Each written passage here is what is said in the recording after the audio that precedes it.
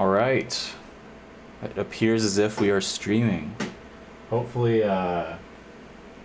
hopefully the audio problems have been fixed, and I really think this is a lot better setup because last time I was running everything off of my laptop, which although it is powerful, it is not powerful enough. So everything's been rerouted to be working through my desktop, and I tested this pretty thoroughly last night and the last couple of days. So I'm just gonna wait a few minutes for people to get in here if anybody is a little bit late. But let me know how it sounds. Everything on my end looks good, and I've got like a whole new monitor situation now where I can actually see the stream quality, and the only thing I can't really check right now is audio quality. So hey Ben, hey Lucas, if I could just get someone to say that the audio sounds at least, I'll even settle for acceptable. I worked on getting it sounding good, but I'll settle for acceptable. Thank you. Joe Cole from R90 made this for me like a couple years ago, like 2 years ago now. So basically today, I'm just gonna go through making an entire track. Sounds overdriven. Okay. Let me. There's a little like compressor thing that's acting up. Let me see if I can turn it off.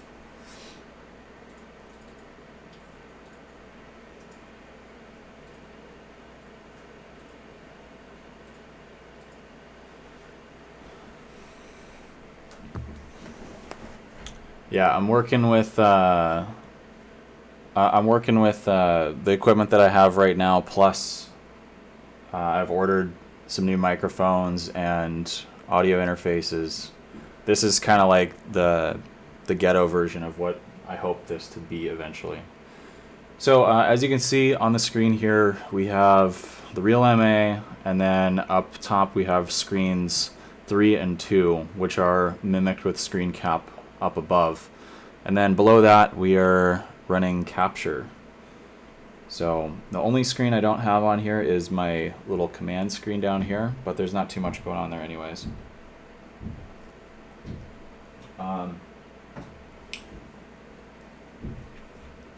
We'll do another 2 minutes here just to make sure that everything is stable, because once I get started in this, I'm probably gonna be heads down. I do have the chat like right above me, and I can just kind of glance up and see things and answer questions, but this isn't really a question and answers kind of video. It's more just like I'm going to work and you guys can watch and maybe learn something.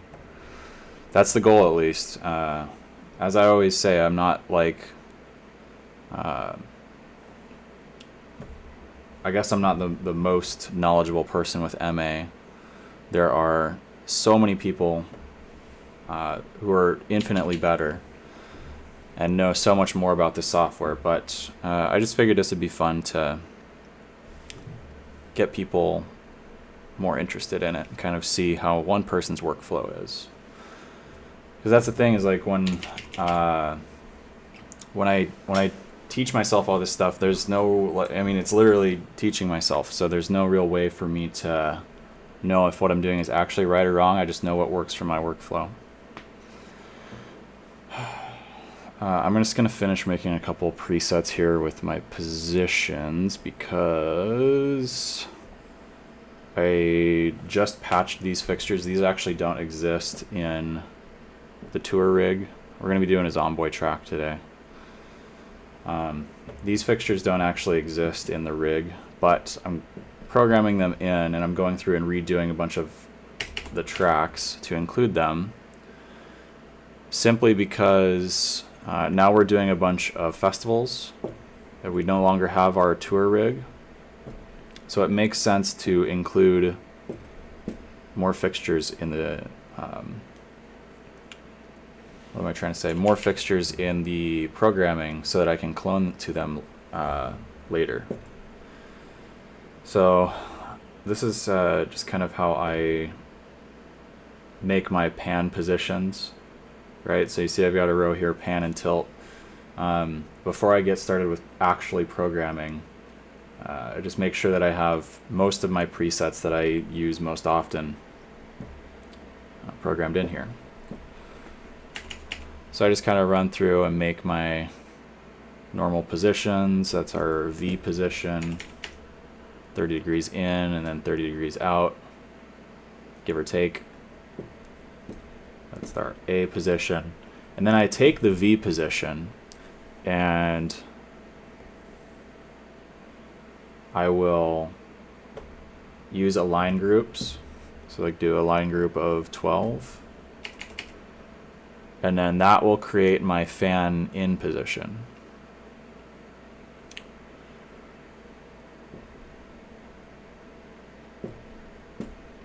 Then I can go back to the straight position.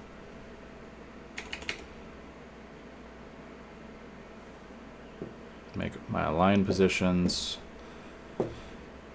so on and so forth.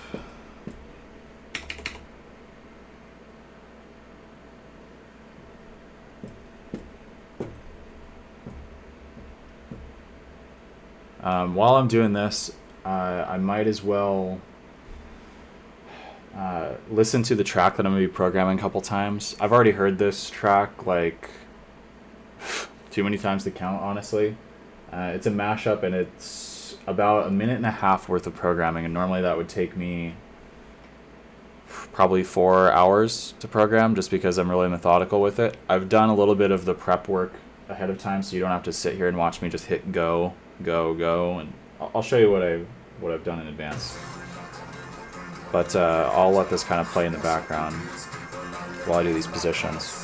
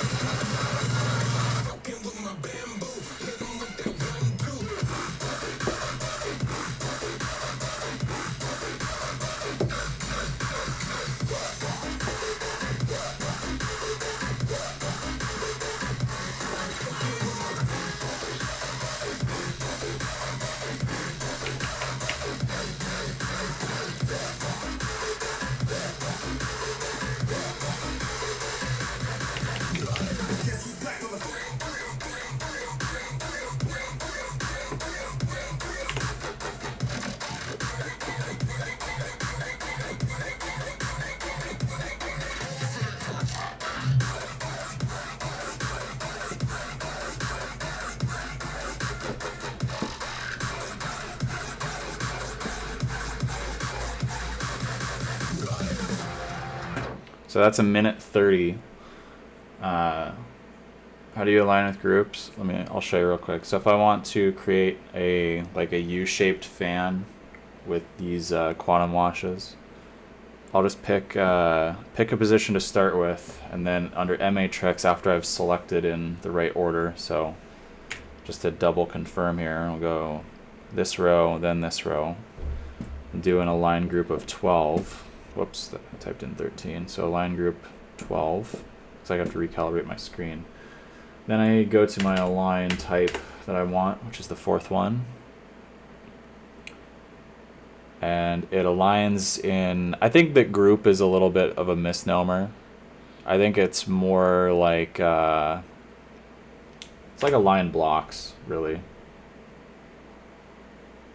Okay, so there's that. So that's my fan up, and then this is fan down. So this means now I can kind of cross them and do all sorts of stuff like that. Yeah.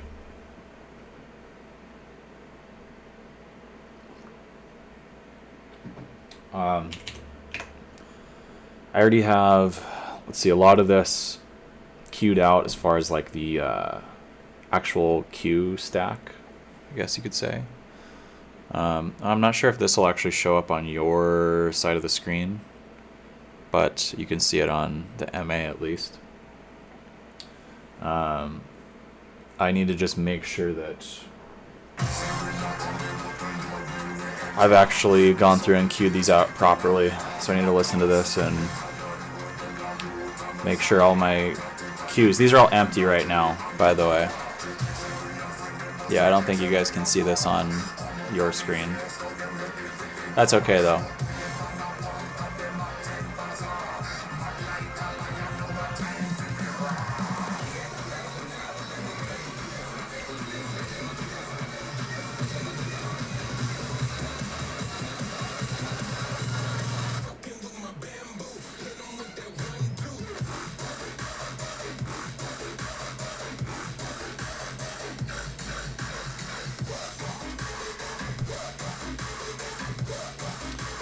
Yeah, it won't show up on your screen because this is like a per not user, but it's per screen or per I guess console in session. It'll only show up on that console screens.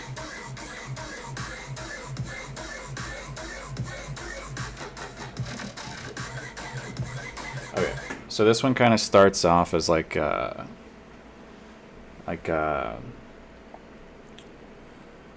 what am I trying to say?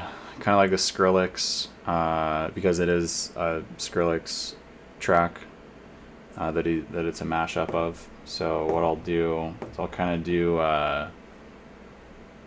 more Skrillex tones, like their team uses a lot of orange, red, green, and so I'll kind of mimic that. And the first thing I need to do actually is I need to update my marking cue for these lights. So go open, go medium, color will be white, and stomp all effects. Turn the dimmer off. Then I'll store that into this marking cue, and then store that into Q1.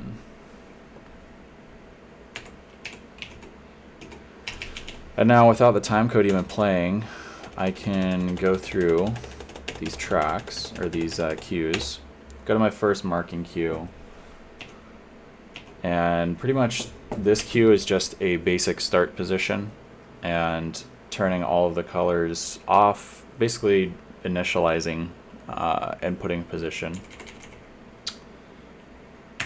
So first things first, also I need to include these.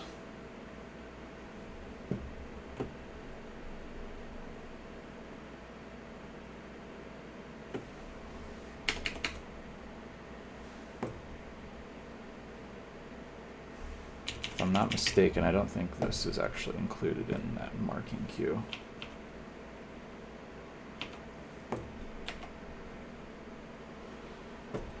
Positions, we'll go to DJ. Okay.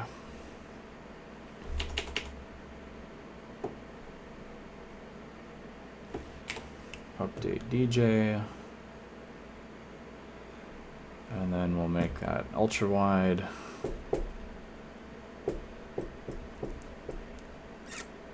Beam ultra wide. And then I'll actually turn the beam off, or the dimmer off. Go to store Q1, merge. Okay. So the first thing I want to have happen in this intro impact thing is I want all strobes to just like hit in full intensity and then just like fade out really quick.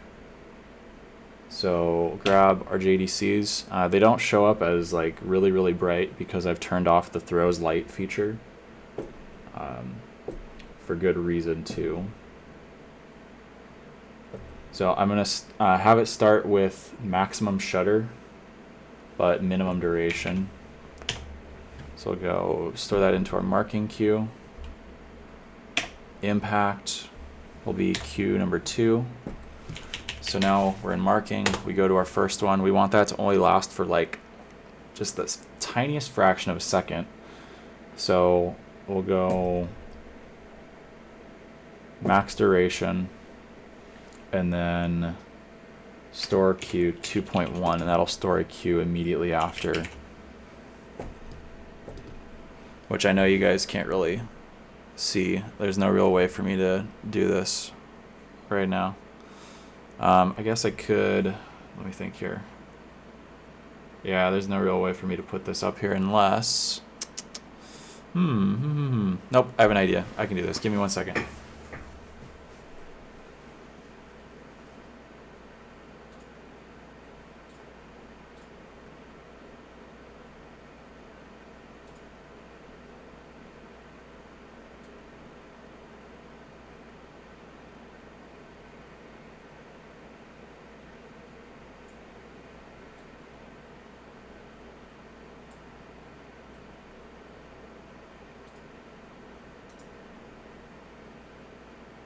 Gonna add a display capture.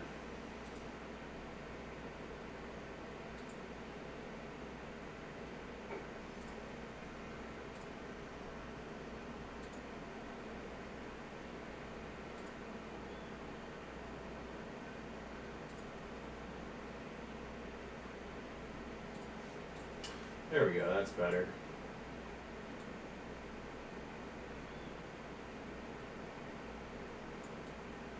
So I'm going to put this here, but underneath.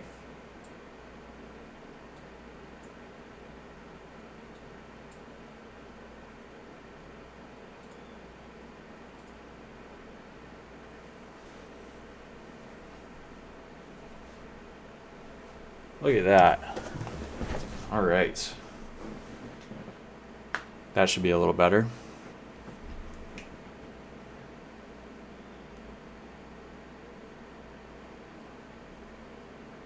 I just realized there's no way I'm going to finish this song in 2 hours, especially while talking about it.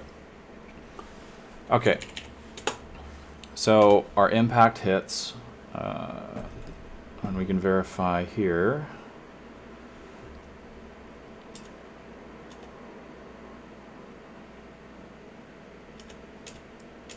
I'm going to have this trigger last for only 0.15 seconds, and then immediately after that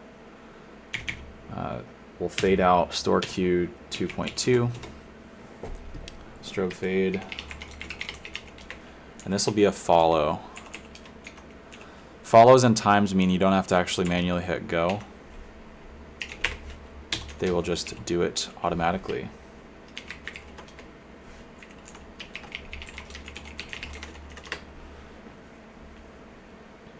Okay.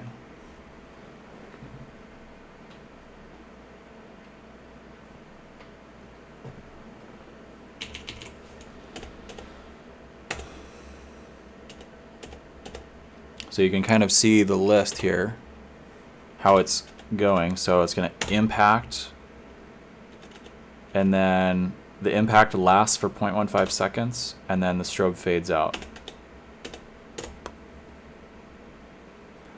And then the intro hits. So the intro I want to be, I'm also going to put the backlight in at that point.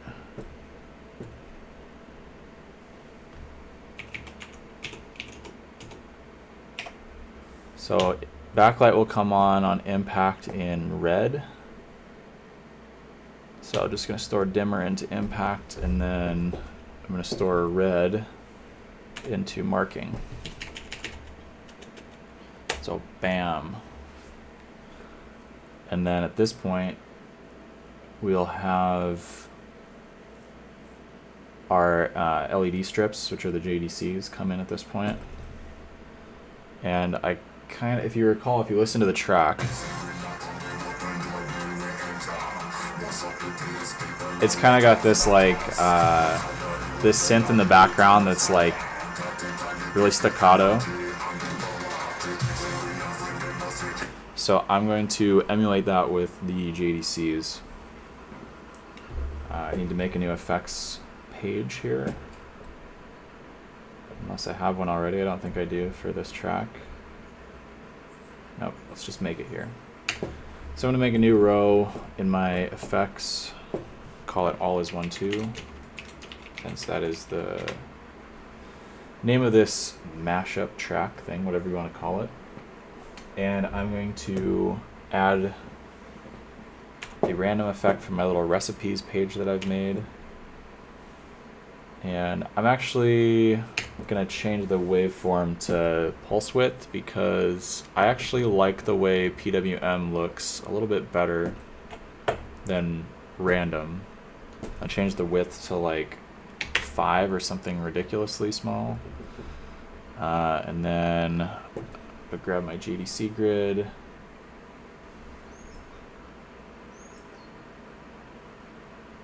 And let's do like groups of, I usually do like a prime number if I want to have like a random looking effect.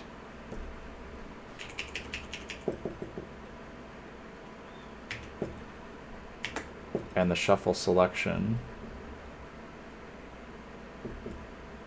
should, in theory, make it look somewhat random, but I don't really like this, so let's do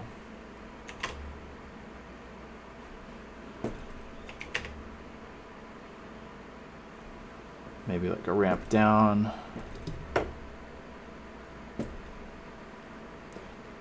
Sometimes ramp down with a low value of non-zero, so like slightly above 0, can look cool as well. Oh, that's cool. You guys can see me zoom on the layout view, but you can't see me pull up the sheet. Kind of funny how that works.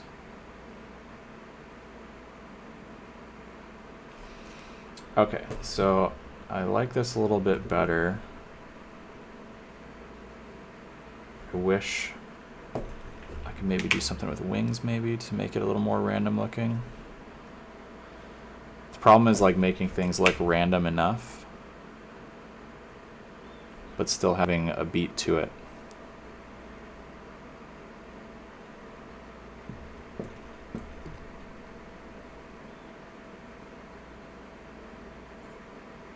Okay, I like that effect. Call that JDC Sparkle.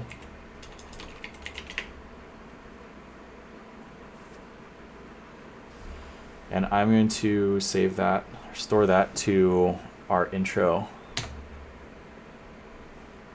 And the intro is going to fade by 1 second.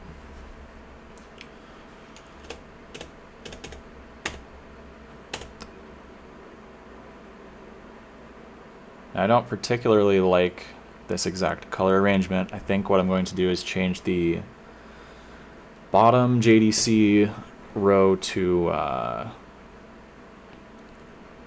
possibly like an orange, like an actual orange. And then the top row to a red. Yeah, I like that. Let's throw that to Q1. I can throw that to Q1 because the intensity of it doesn't come in those lights until later. I'm just changing the color attribute. So that's going to come in and start doing the twinkly thing. I might actually speed it up a little bit. And these are all things that can be tweaked by just going directly to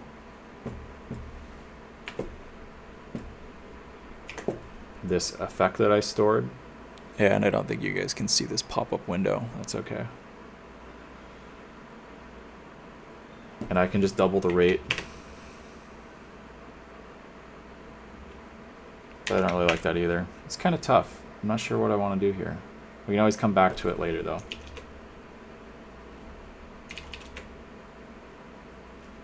Alright, I'll come back to that later.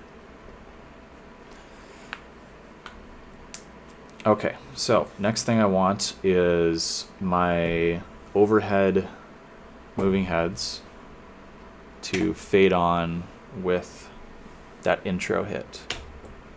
And then immediately after that, I want them to move to a fan out mid position.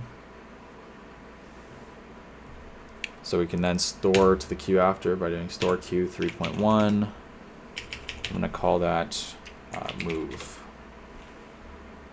And I'll make that a follow queue. And I can make that follow queue something like 8 seconds. So that when that hits, we can go from a low straight down position, or even, yeah, I'll just do low straight down, store Q1. Now they'll fade on and they will move.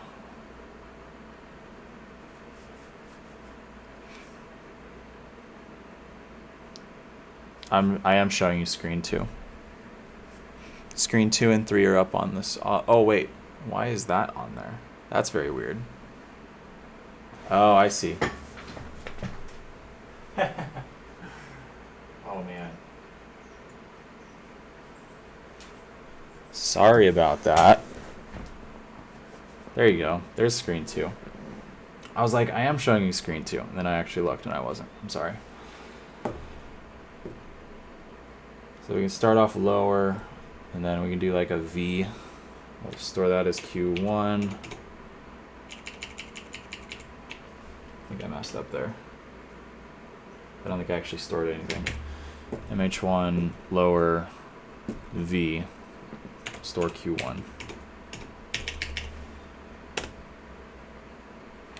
And then we can even go one step further, go back to my layout view here, and have different levels of fanness. So we can have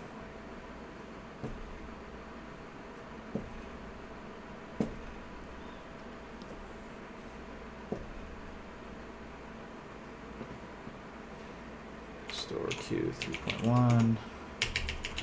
Okay.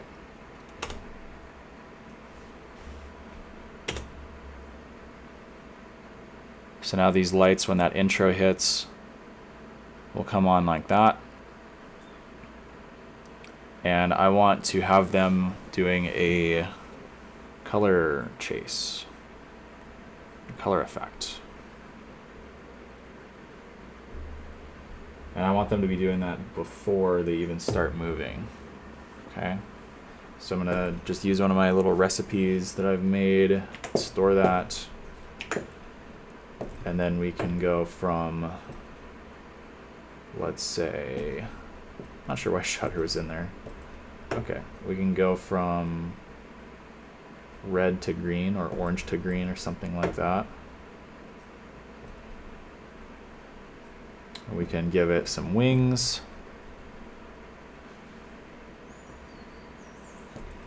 Give it some proper phase.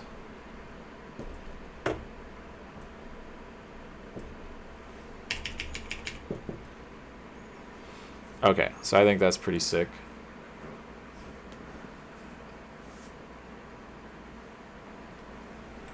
Getting some coffee.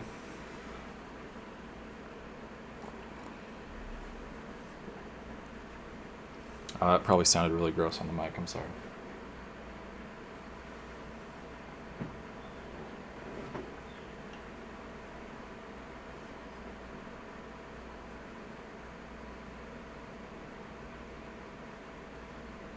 Oh, Julius Kitch says audio is great. He posted that on the Patreon page. So I hope it's good. I'm going to be doing some more upgrades. There's all sorts of stuff I've got now for, like, you guys have seen me use the lav mic before, but I'll be able to use it with the live streaming setup and also some, like, actual podcasting mics with real, like, broadcasting stuff. Okay, so let's tweak this effect and we'll call it red-green.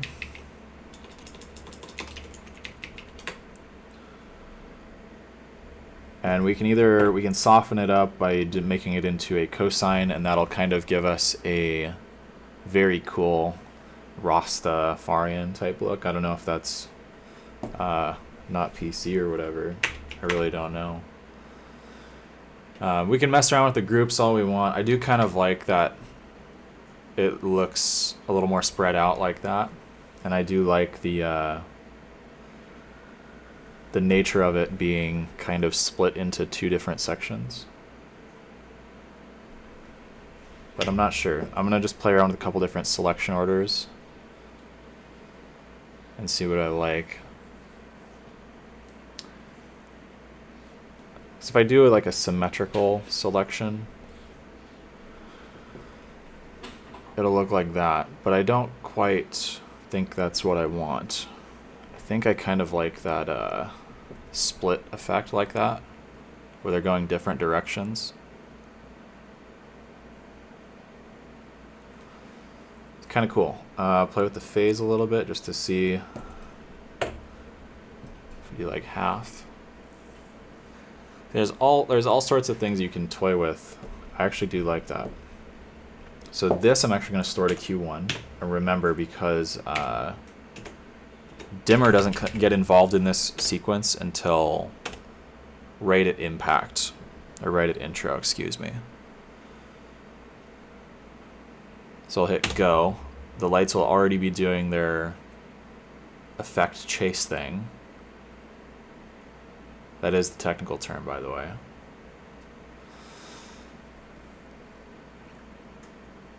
And I'm going to start out with them zoomed out.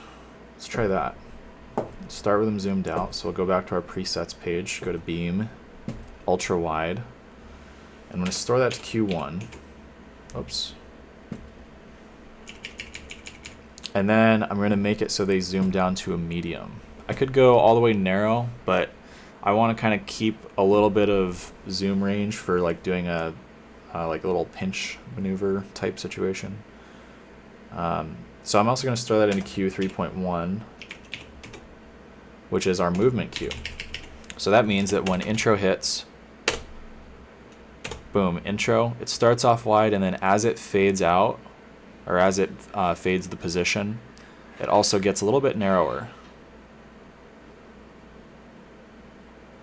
Okay, so let's see where we're at now.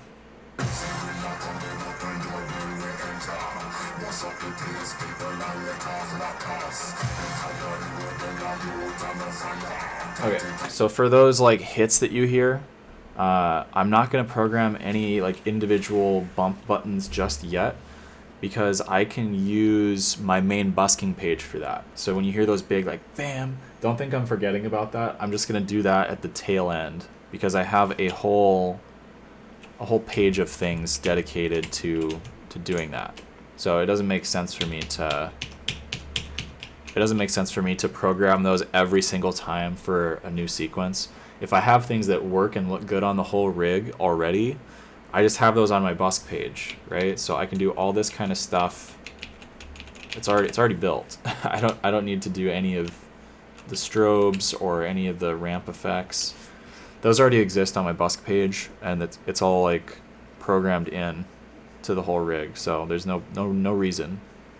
So I'm gonna go back to page 41, which is a page I've dedicated for just this track. And it's also labeled as this track's name, so I can always quickly reference it no matter what I'm thinking of. So if I need to go to like my macro that starts this track, all I type in is macro and then the name of the track in quotes. Or if I need to go to the button page, it's page or button page, all is one, two. Okay. So we got this first little bit done.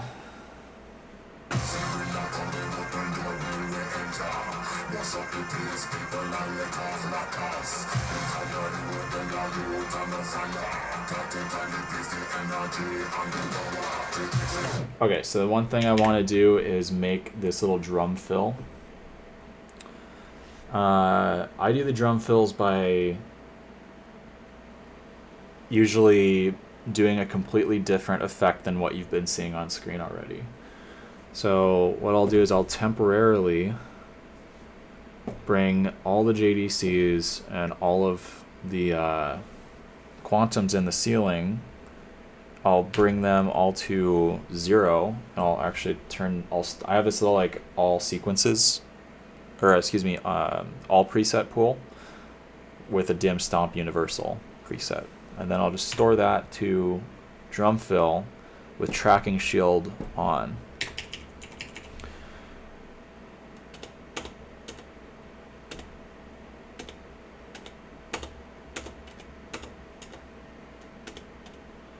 And then I'll go back in and reassert my JDC sparkle in that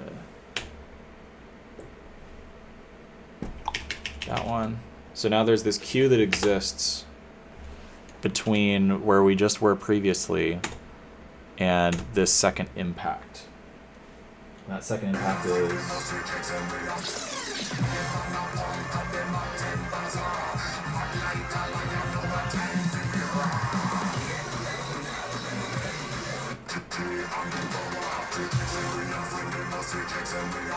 okay, and I'm gonna show you how to adjust this real quick. If I go to, oh, you can't see it, edit time code.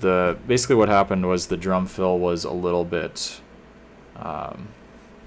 late, as well as this little build queue. So I'm just gonna go through. Just make sure the times are all correct. Okay, it was really late, so I'm gonna move it a whole like half second up.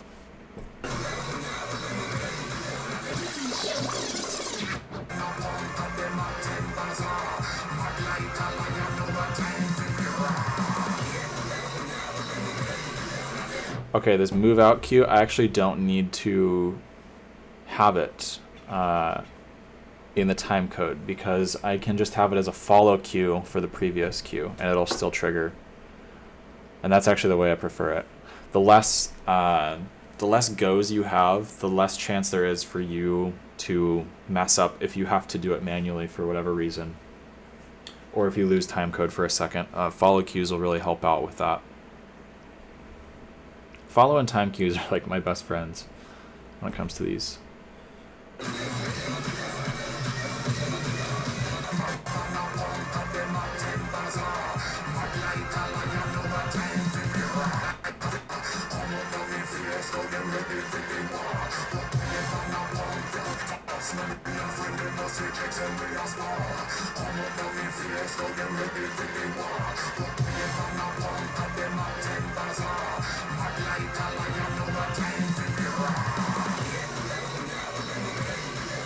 Also, these like build queues are a little bit off.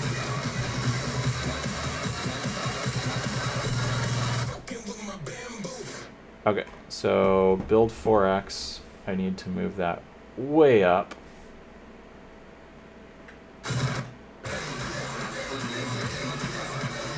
I know you guys can't really see this, but I'm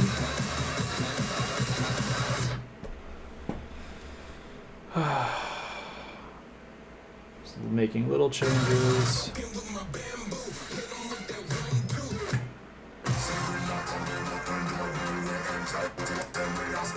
If there's one thing about timecode, it's very tedious.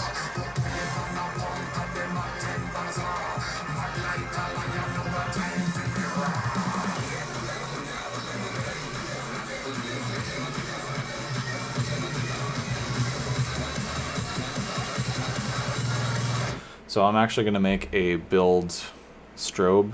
So I'm actually going to store an empty queue. Store queue 10.5, since that's between 10 and 11. Console's very mathematical, to be honest. So now this queue exists here, where you can hear it. So if we just play through that part again.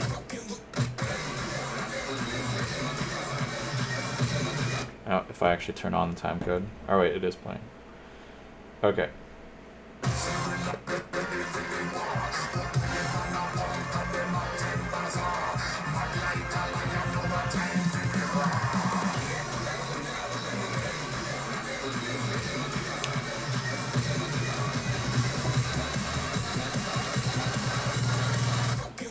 Okay. So since there's no timecode event for Q 10.5, I need to go in and manually record it. So what I'm going to do is I'm going to arm this track for recording, or arm this timecode pool for recording. And we'll hit play a little bit before then, and then I have to manually hit go here.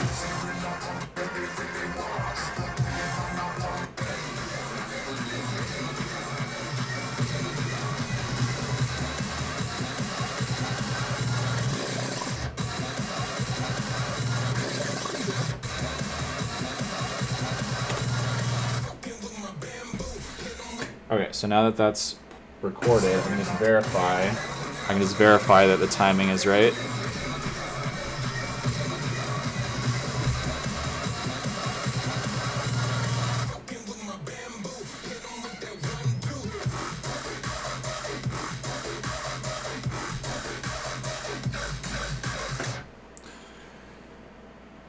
Okay.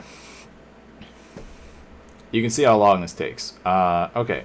Off-topic question: is the club version of Show Control enough to time code both Grandame and Resolume Arena, or do I need the live version? As far as I know, the club version allows you one layer to output from, so you can't have like A and B playing at the same time. I don't use two tracks at the same time playing, so you might be able to get away with it. The difference is like, at least as far as I know, I'm not a show control expert by any means, and I could be wrong on this, but just check and verify that this is right. You can check on their website. I believe the club version basically is just one channel of timecode that you can output, which is just a SMPTE track. You can then split that SMPTE track to like really any number of devices. So, for example, right now I have this DI box. I don't know if you can see it. This DI box is getting sent SMPTE from Show Control, and it is splitting it to my MA, and then it's also sending a line to my Focusrite Scarlett, the little audio interface down here, and that's sending it to Resolume as well. I just put a pattern up on the screen on Resolume so that there was something to look at and there wasn't just a bunch of negative space. But we can also time code that. Yeah, good question. Okay, so I think we're pretty close on at least getting the framework of this track going.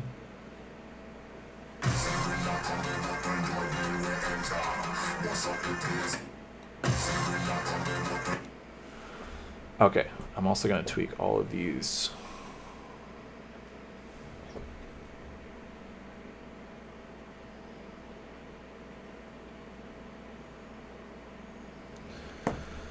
Okay, impact. One thing I've been having to talk with my artists about regarding show control is a lot of times they'll play tracks where there's no like lead in. It just immediately hard cuts into a track, and that's hard for show control and MA to like switch over really fast, and it's hard to program it in a smart way that makes it unnoticeable, because you want to make it you want to make the show look seamless and make it look like your DJs are mixing live. I mean, they are, but you want to make it look like they're the ones who have directed the show and everything looks purposeful. And it's hard to do that when a lot of DJs will do hard cuts between tracks or really quick mixing. And it's just, you have to come up with your own way. I don't really have an elegant way to do it right now, but if you have any ideas, please let me know.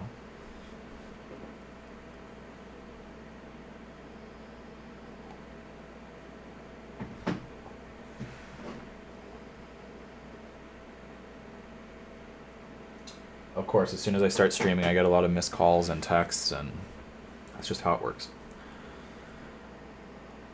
I wonder how many people are watching. I can't even look right now. Concurrent viewers, 11. Very nice.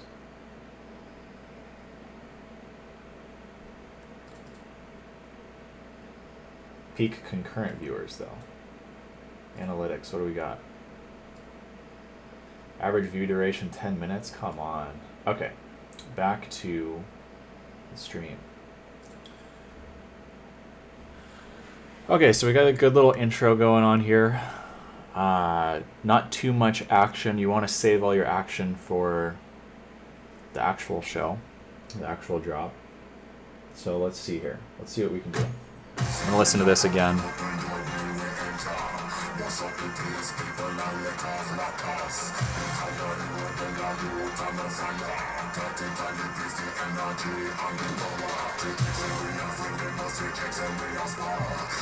So that little drum fill, I think I'm going to add something to that little drum fill.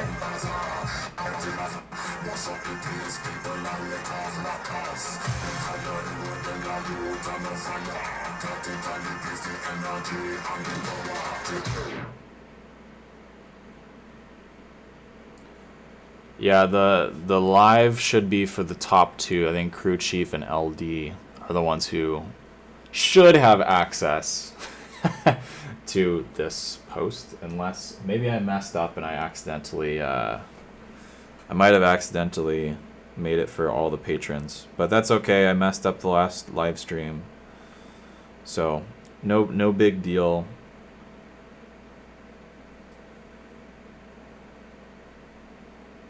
It looks like no, I don't think I gave out the. Yeah, it should be according to my documents.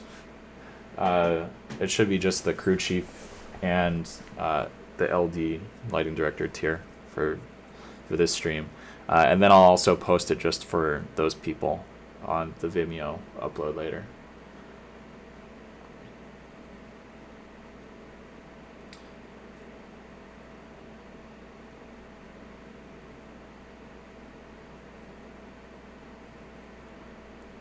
All right, so for this next little bit, I'm gonna maybe have the Vipers do a little bit of action with some gobos for that drum fill. So I think if we do a preset here, go to like, oh, I need to redo all these presets, of course. Bear with me one moment, please. Oh, I guess here's a good teaching moment. So I'm going to invert these guys in the patch. So go to Tour Viper Profile, Tilt Invert. I do this so that all of my effects follow along with each other, and they all, like if I have an effect that is supposed to pan the whole rig left, right, I want the whole rig to pan left, right. It blows my mind sometimes that people don't do their inverts properly and like stuff just goes kind of backwards. Just bugs me a little bit. Okay, so we'll store that as our new initialized position, and we'll throw that into store pan straight. Fan out should still work, fan in should still work, kind of. And the beauty of presets is they don't have to be perfect right now. So we'll go, this will be low, store tilt lower, store tilt low, store tilt mid, store tilt high, store tilt higher. And then we'll make it 90 degrees.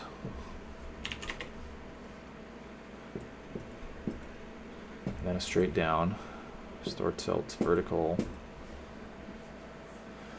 Looks like I forgot to include a floor in the stage. Whoops. Okay, so let's make our little start position here. We'll do straight and mid. I'm going to store that as Q1. It's okay to store this with the intensity because no intensity is stored. If you notice, just position has, just the position preset type has a little red light on it. That means that is the only data that's in the programmer. So the reason we can see the light output is either because there's a playback that has the intensity in it, or I have highlight on. Highlight is the case this time. So hit please, and I'm going to make a quick little look. I think we'll do it with white, and I'll do ultra wide zoom, and we can do some sort of gobo breakup. I think if we do bite me, it'll be fine. And then I'll just throw a little bit of rotation in for the heck of it. Make sure we're on gobo wheel 2 focus.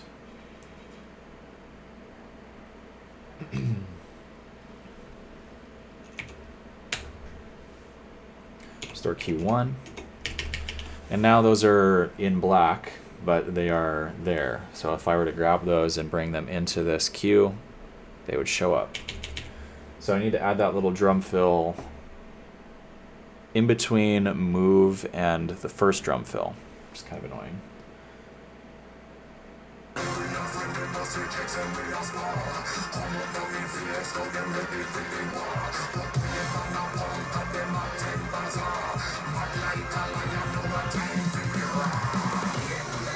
Is this not working? Oh.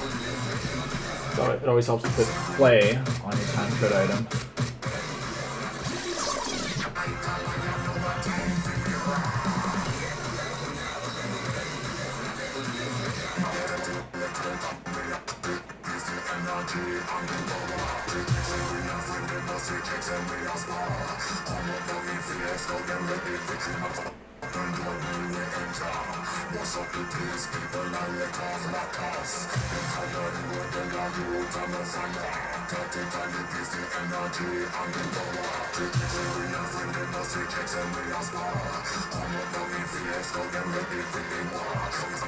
So there's a little drum fill, like right.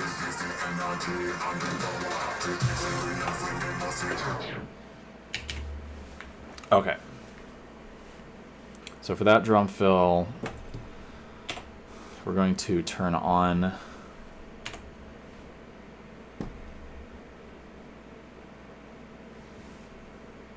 our Vipers and put them in a random strobe.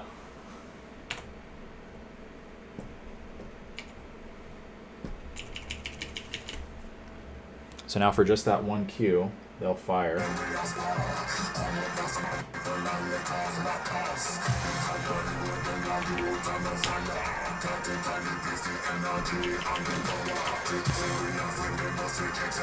Just like that.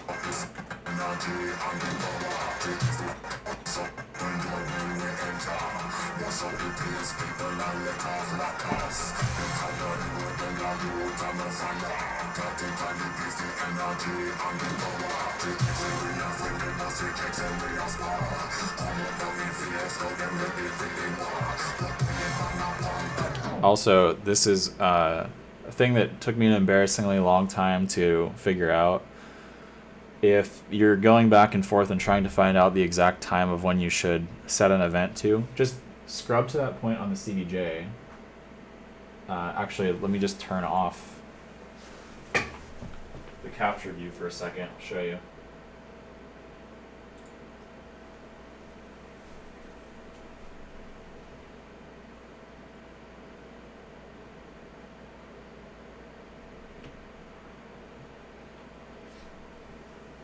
So if you need to know exactly when to time something, you can just go to that point. So it starts right here.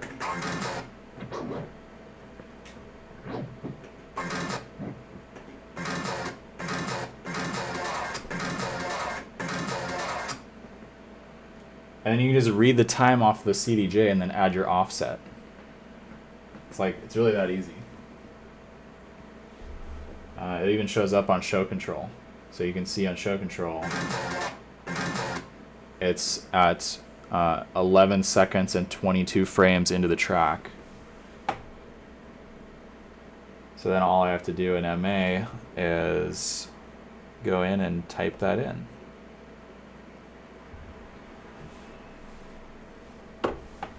$11. I'm going to give it an extra frame of heads up because reasons. And now, turn back on the capture view.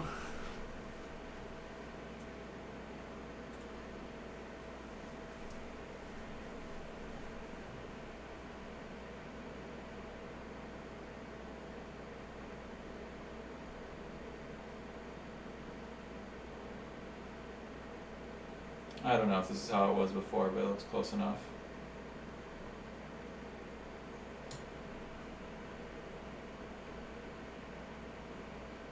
Something like that, I think.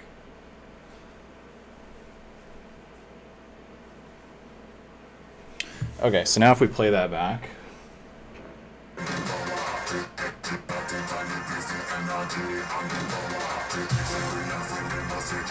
I'm gonna bring our impact up a little bit sooner.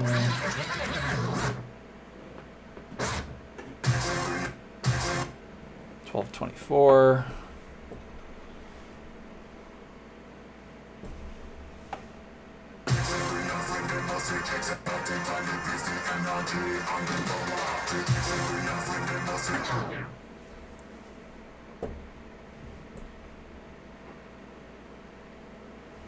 And I think actually instead of having the lights go to black when those Vipers hit, I'm just going to have them turn all to red.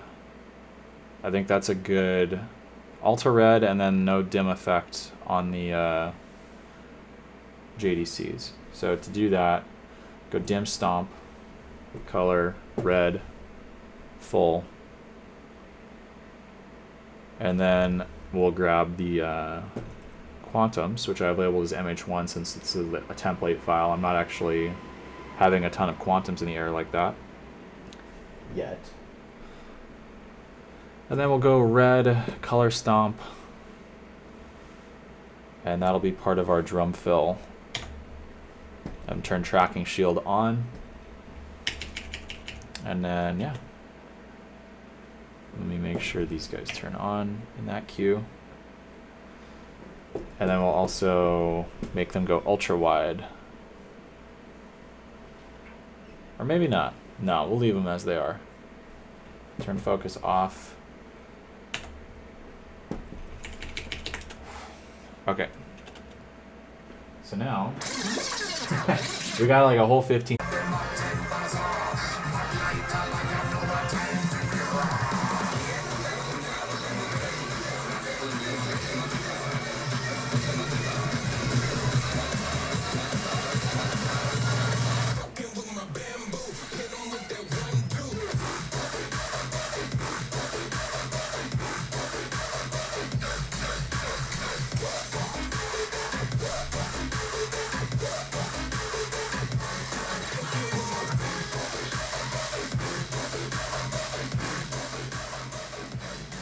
Okay, no data.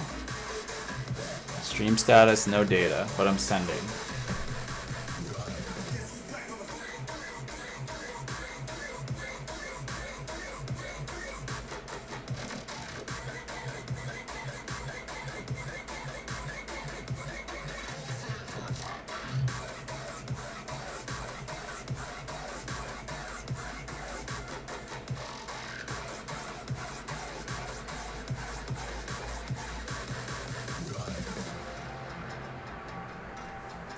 Are we back? See, mine says that I'm dead.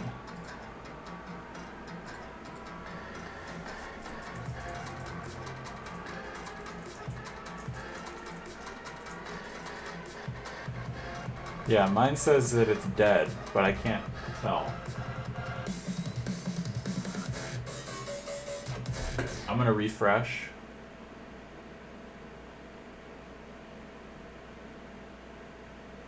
You have audio and video? It's so weird. It says stream status, no data, and we are not receiving data from your encoder. Okay, now it says it's okay. That was really weird. I wonder if it may have been copyright strike related. I have no idea. So we're good? Sorry, I just want to make sure that it's okay. Alright. That's very weird. I don't know why that happened. It kind of freaked me out because this has been going too well. A little too well. Sweet. Sorry about that. Didn't mean to freak everyone out. The good news is that it's being recorded offline anyways. So even if the stream goes down, Not receiving it. It just says it's not receiving at a fast enough rate, but I'm sending it like 12 megabits. Cool. All right. Sorry, guys. I just get a little freaked out. Okay, so let's finish up this little bit, little drum fill section.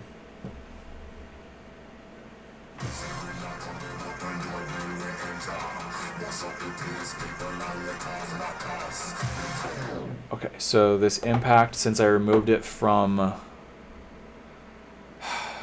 It's annoying because I kind of don't want to do it this way. Let me see here. No, I need to keep my... I need to make it not a follow cue. It needs to be an actual... And it is. So wait, Q3...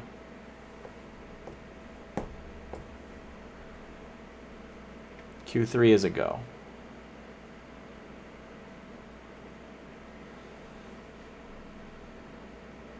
But it should be a follow. Or it should be a time. Time of 0.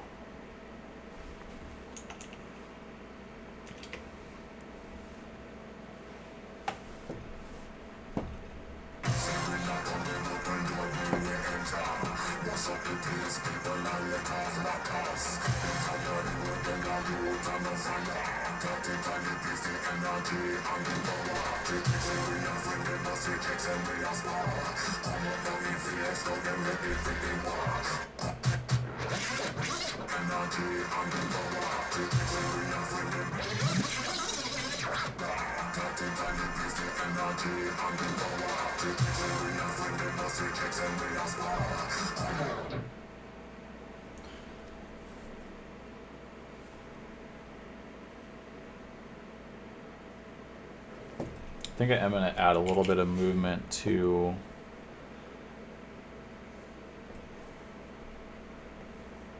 the quantums here.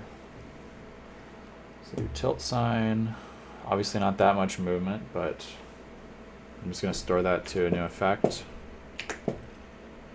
Change the rate to like 0.04 and then the range to be like -15 to 15. Update our phase. Remove individuals. And then we'll maybe do like blocks of 2 situation with 2 wings.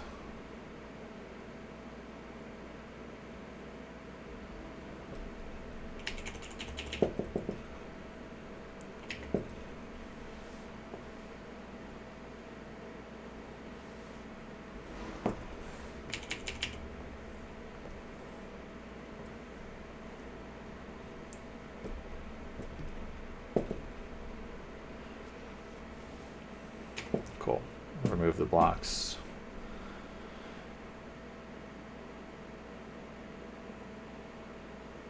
I'd even go a little bit less. I just kind of want to give the impression that they're alive up there.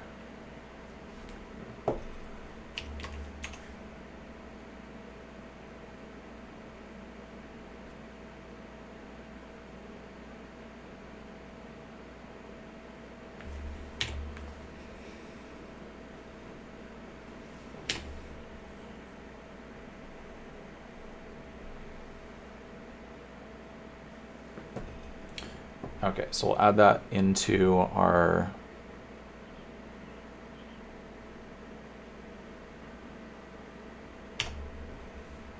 movement queue. I'm just going to renumber these so that my brain stays straight in all of this. Okay, now it says the health is back to good. It's so weird. I don't know why it said that it said dead. I don't know what happened there. Very weird. Okay, so I like that.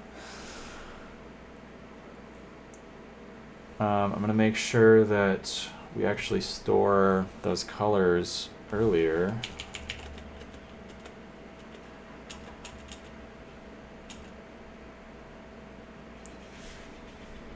Go to JDC grid. Make those orange. And then make the bottom ones red, I think. Or no, I did. Orange on the bottom and red on top. Yeah.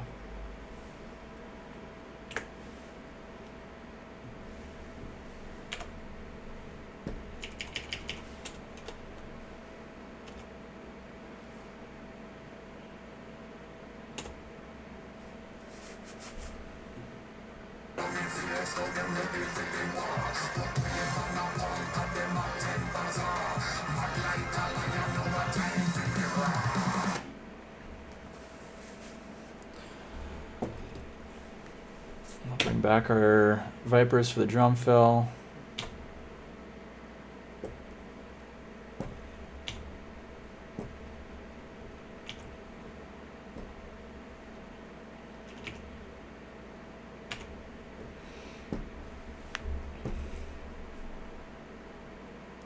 And one of my favorite things to do is, and then they'll speed up on the second part of the build. And then they'll go the fastest they possibly can. Third part of the build.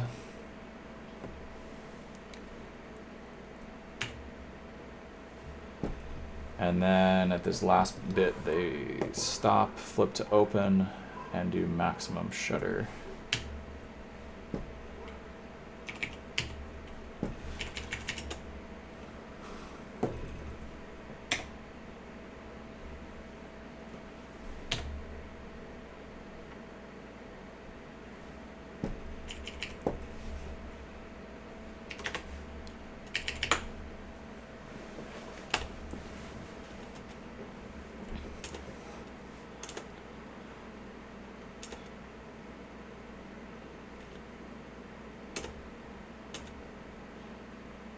Oops.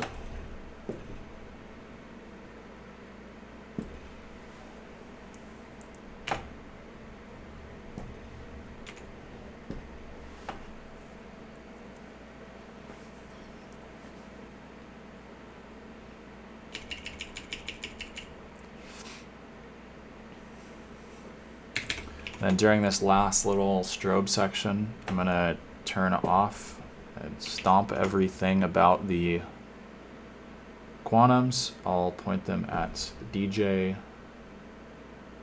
Come on, primary stream, okay. Is everything still good, guys?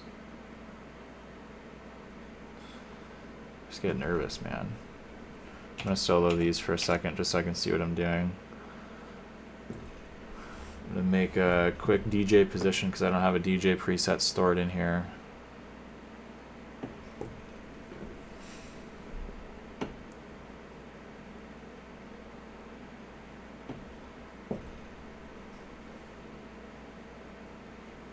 Okay, that's good enough for these purposes. Store that as DJ, except without the effects.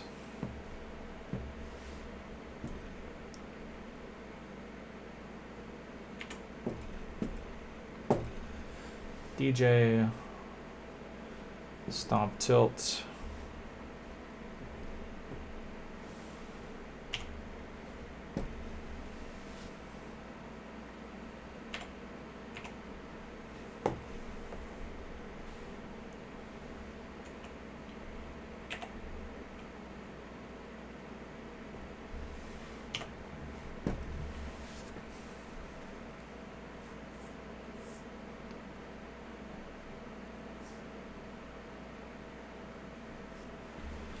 And then there's this section where I want everything to black out except for the lights on the DJ. Just do Q15. And then during that moment when like all the lights or all the quantums are focused on the DJ, what I'll do is I'll reposition and remark all of the fixtures that I'm going to have like doing crazy movement effects and different sort of just different effects during the drop. So people will be concentrating on the DJ. They won't notice the lights go to move to a different position, and then they can start doing their effects and chases and all that fun stuff.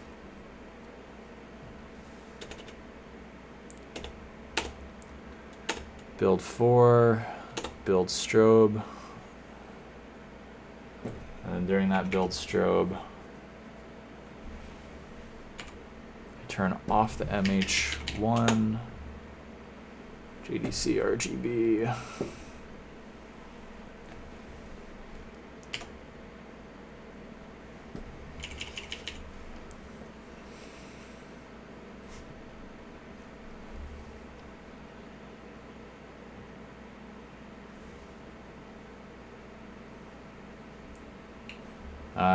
And right at the drop, that's kind of like a change in the track because it's more of a mashup. So I need to keep in mind that at the drop, we're pretty much going to be changing color schemes from this orange, red, green to more of like a purple and green and yellow. Just because that's it indicates that we're like in a different part of the track now, and that it's like a mashup and it's two different tracks put together.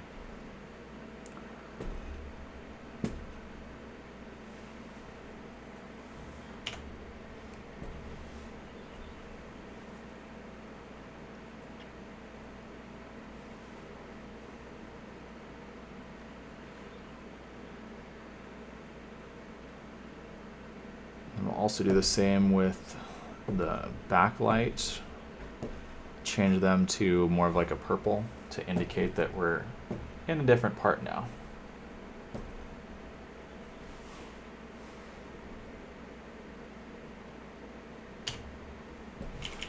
So all the way up until this strobe part. So I'm even going to... Sorry, I'm talking really slow because I'm like actually thinking about this.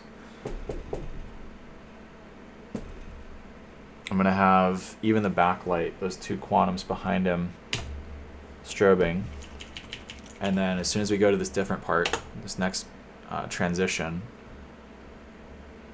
change this to open, and then we'll do a magenta.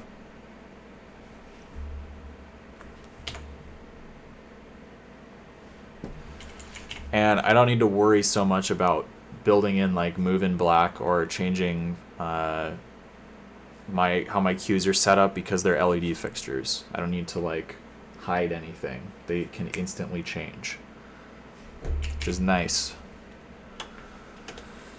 So up until here, we're Rasta, and then as soon as we go, this is the strobe, and then to the next track. And then I'm going to like make some staccato like hits.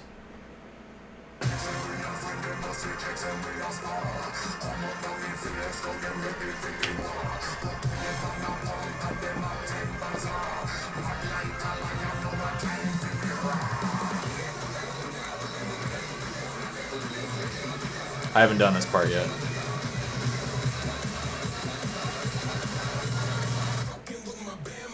One, two, three, four.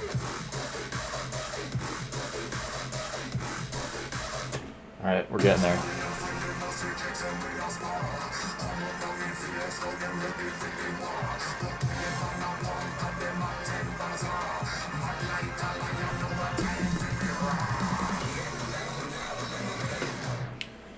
So for some reason, I must have accidentally deleted our bit where we went to all red in the drum fill. That's okay though.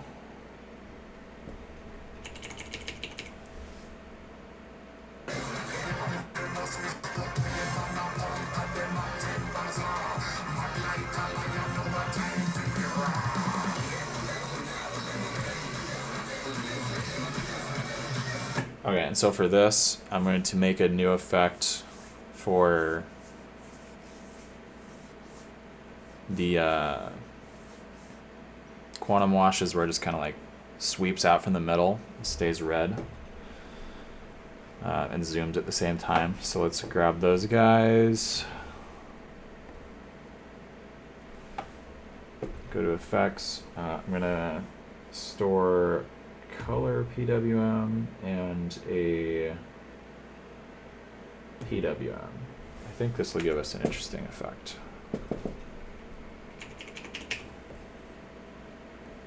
Not sure though. You can never be too sure.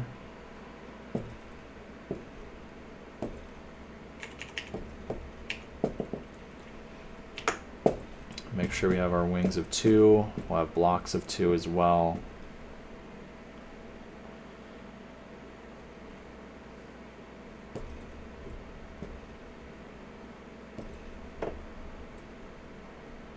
Get our phases set up, and then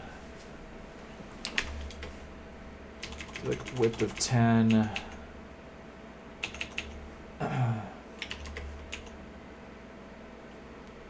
And then we'll go from what, red to yellow.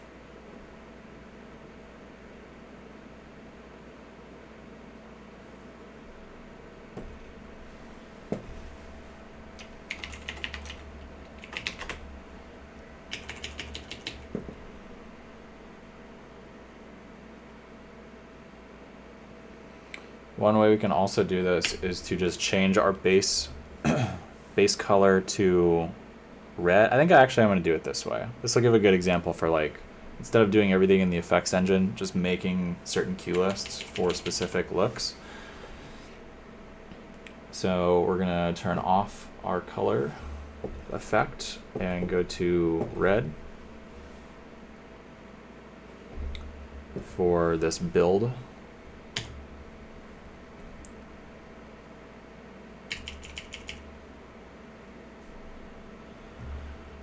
And then in the meantime, while everything else is moving, we'll also zoom out to ultra wide. Throw that into our movement cue.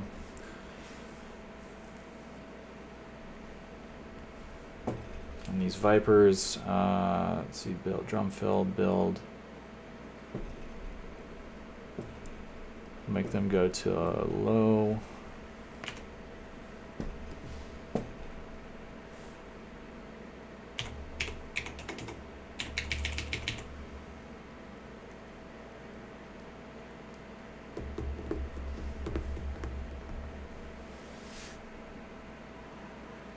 I'm just going to make a couple of wipes on a button.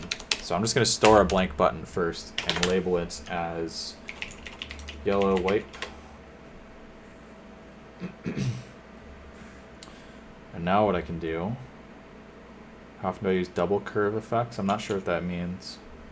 I mean like circle and double waveforms where it's like 2 overlapping waveforms on 2 different parameters or attributes. I mean, there's no. It's just 2 attributes overlaid over top of each other. There's no difference between that and just making 2 different effect lines. Except for you can like see, I guess, on the graph. But I don't know. It doesn't really do anything for me.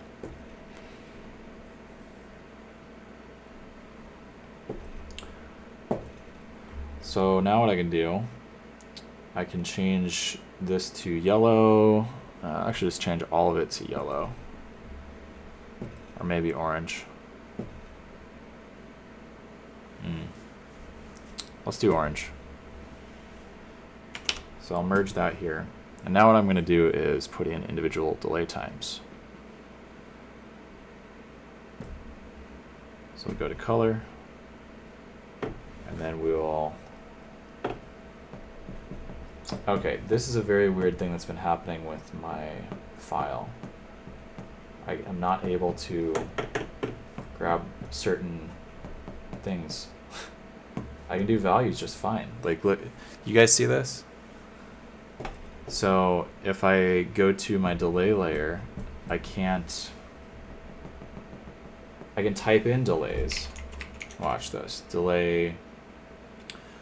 Let's see, we want to start from the inside and work our way out. So we'll go, what would that be? Delay,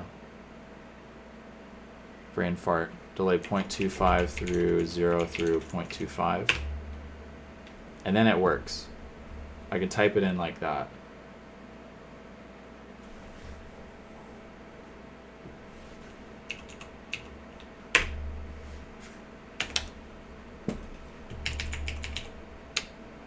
Right? So that works. But I can't actually click on the encoder wheel when I'm on delay. How weird is that? It makes no sense. Okay, so now I'm going to create a release queue for those colors. I think you can actually, I haven't tried this. This is a little beyond my scope right now, but I think if I store releases on all of these, I can then store that to a preset. Yeah. Release RGB. Whoops. Release RGB. And I think I can then, yeah. And then that would mean it would release everything underneath it. So I could have like an effect going underneath, and then the effect would continue. Okay. I like that. So we'll grab these guys, hit our release RGB, and store that to a second queue.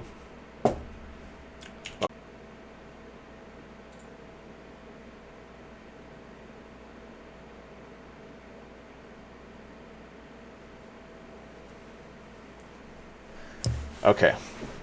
Should be back. Did we die?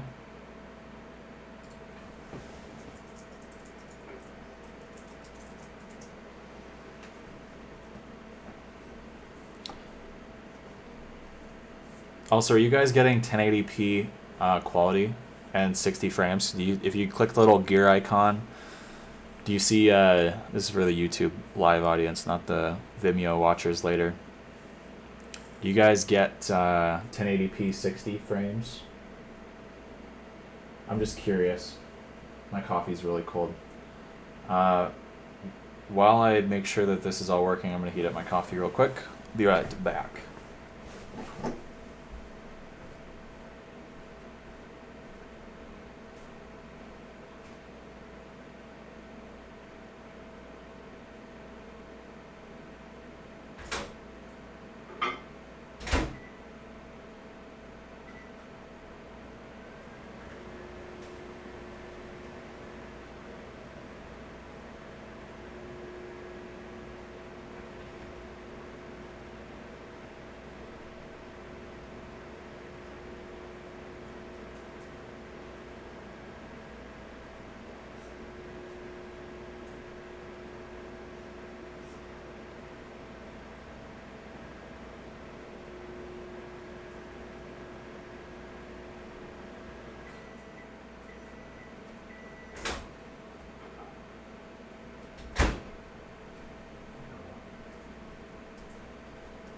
You guys want to say hi to Nala?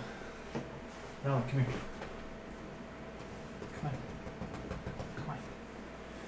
There she is. It's a programmer pup. Oh.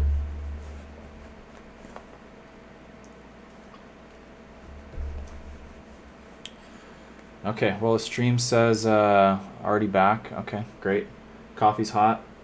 Nala is ready to assist in the programming duties here.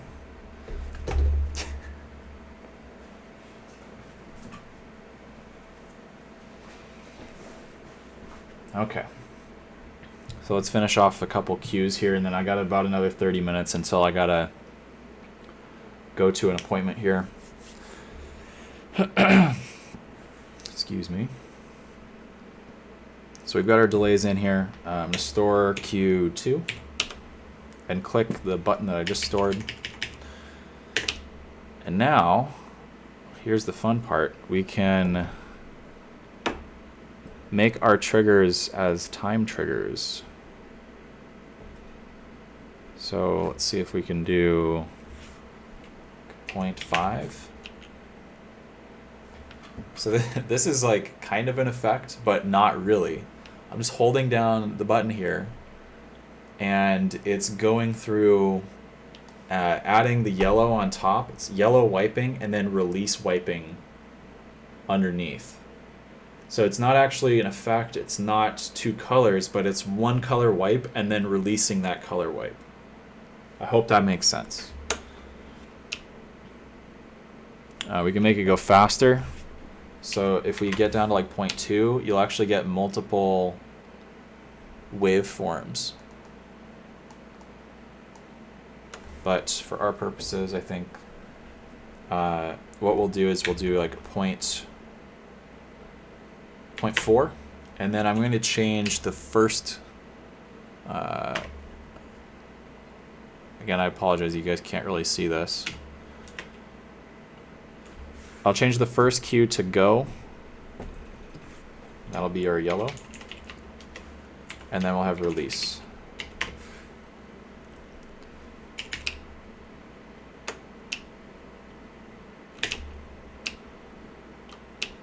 Huh, okay, now it's not working.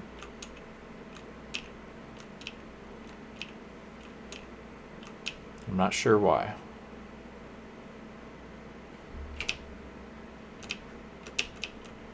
Was it not just working a second ago?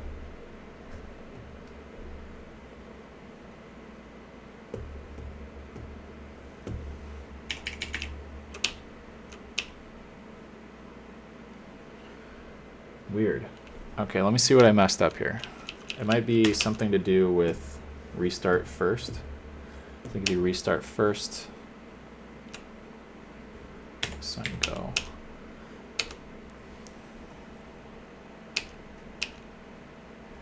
I'm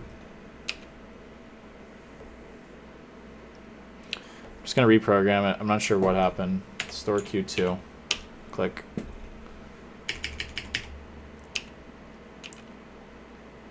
And then we'll do our delay again. Again, selection order matters a lot.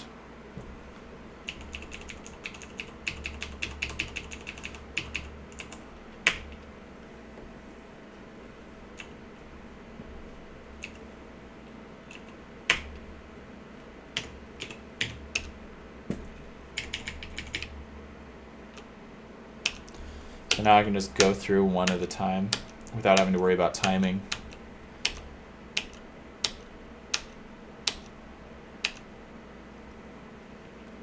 And now I can go in and change my trigger modes.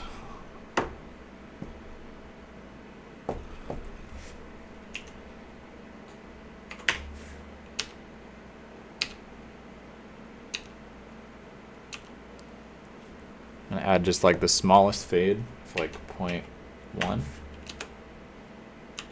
just to soften it a little bit.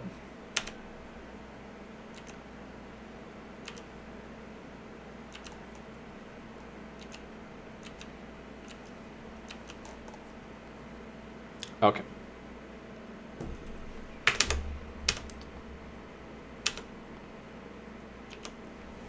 So now I'll just play along with it here.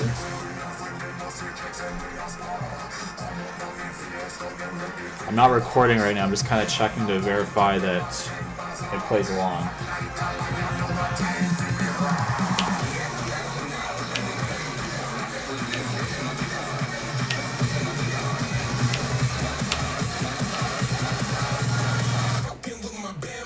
One, two, three, four. Okay, so I like that.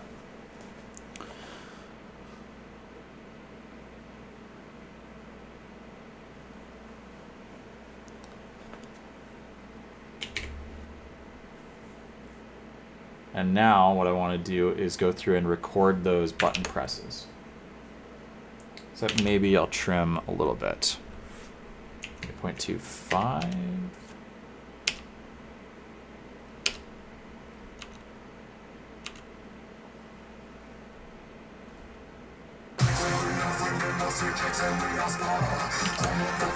So I'm going to go into this track and arm it for recording.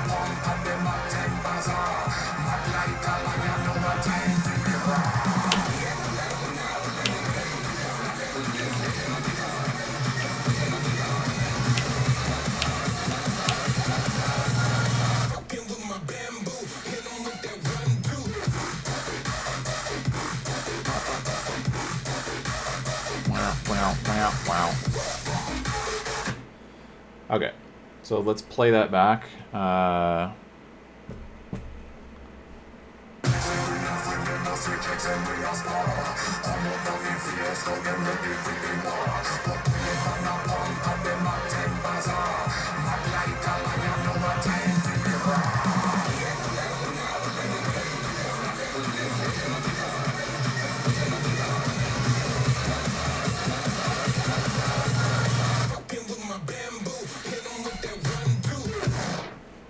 Okay.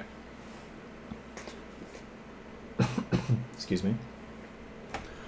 Now I want to figure out how I want to do this, like 1, 2, 3, 4. There's also a little like tom drum fill in the middle of that too, if you listen real closely.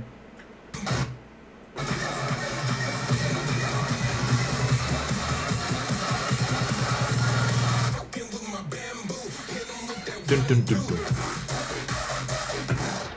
Okay.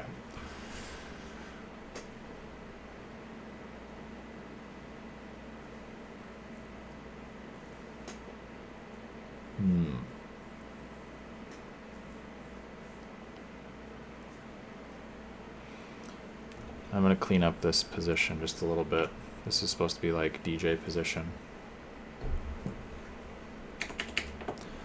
This is one that you'll have to like clean up every day anyways, so it's kind of pointless sometimes, but at least for visualizer purposes, it'll be good.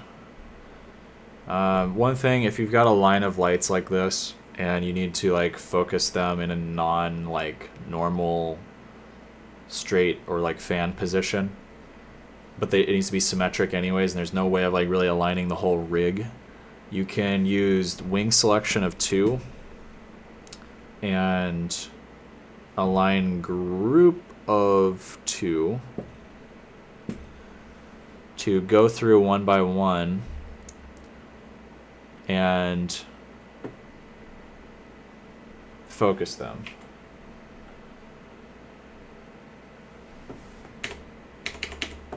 Regular rules apply when talking about a line.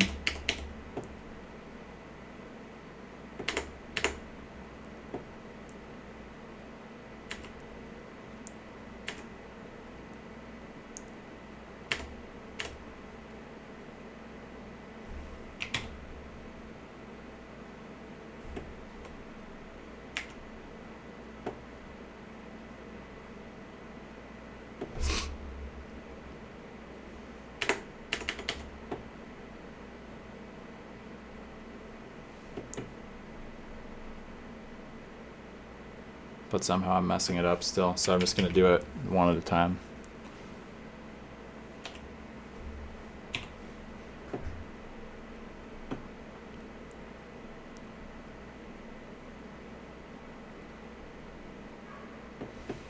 There's one. Here's a trick too. If you want to highlight a certain section of fixtures, you can then hit at, and then those will fall in line and it'll get you closer to where you should be. Just don't forget to turn off this stuff if you're storing it somewhere other than like a preset that automatically filters it out.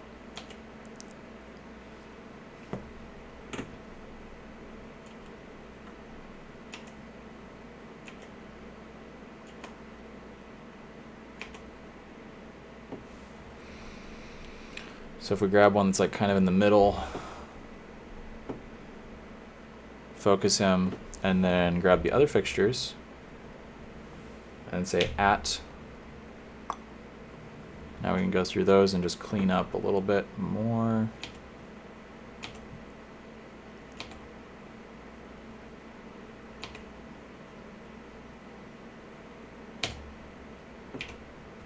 Okay, so those are good. The same thing over here. Grab one that's kind of in the middle.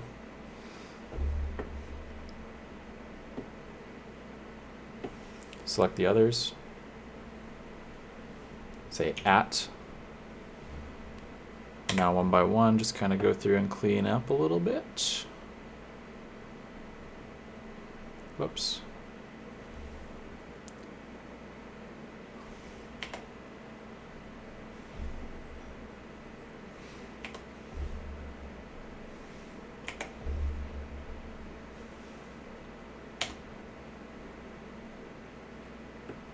Same thing on the other side. And this will give us a really good DJ position that'll... It doesn't really matter so much for previs because you're going to update these positions anyway, like I said. But, you know, every little bit helps, and I'm just kind of showing you how I would actually be doing it. You could also be doing this on stage with a web remote.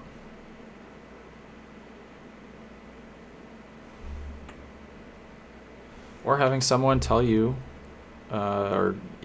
there's a couple of ways of thinking about like how you should be focusing lights as an LD, and it really depends on what kind of show you're doing. But typically, you as the LD will be on stage doing focusing, and then you'll have an assistant or a board operator being the one who is actually moving the lights.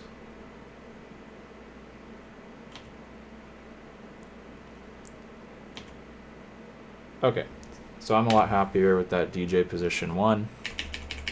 You'll notice I have a couple different like special positions. DJ 1. I used to have DJ 2, but now I just call that stage since I haven't been working on a lot of festivals lately where I'm like the house LD. Sometimes I'll use DJ 1 and DJ 2 if I need to switch between like an A and a B DJ setup on stage. So focus all for DJ 1, then all for DJ 2, and then you can copy those presets to your like actual DJ preset, and then it just works with your show. Okay.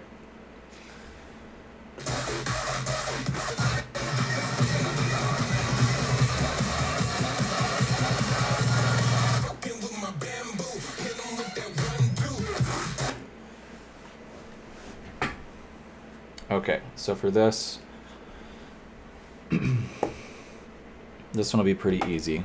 I'm just going to go to my JDC grid, and since they're all dimmed out, I'm going to kind of make like a cascading doom doom doom doom, because you can hear in the track it's the tom fill starts off higher pitched and then gets lower doom doom doom doom.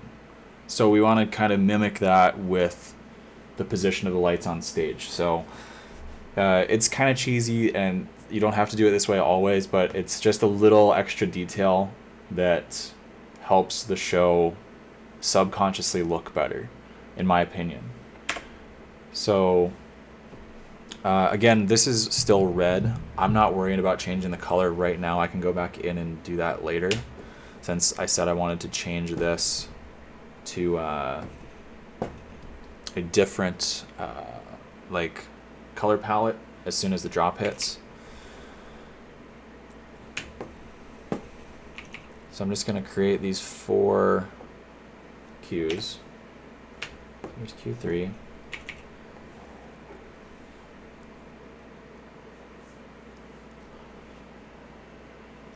And then since I have JDCs, I'm going to do something else that's a little cutesy.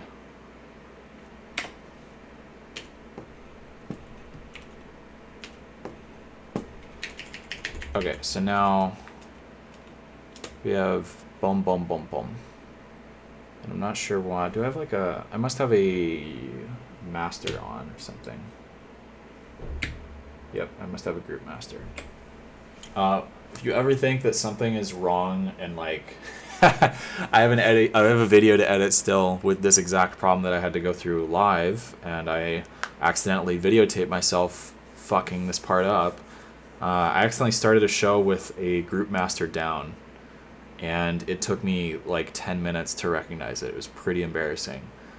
There was like a big flown rig. There was like a lot of lights in the ceiling. In our ground package, I have a couple lights that I keep lower for the openers, and I did not notice until, man, probably 10 minutes into the set that those lights were not even functioning at their full capacity.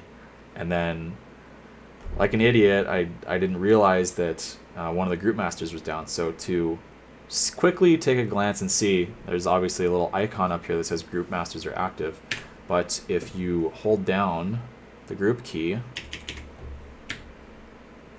you'll get a screen pop up that shows you which masters are active.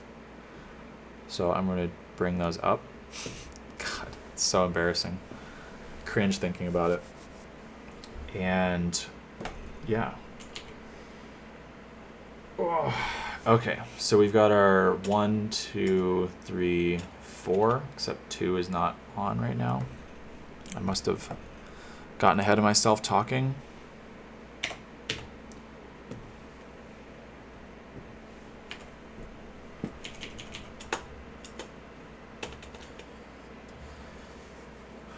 Okay, and then for this part of the track, I kind of want to do...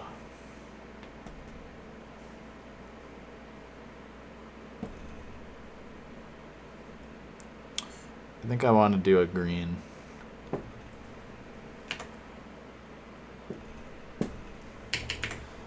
So up until this point, it'll all be doing the red stuff. We can just play it.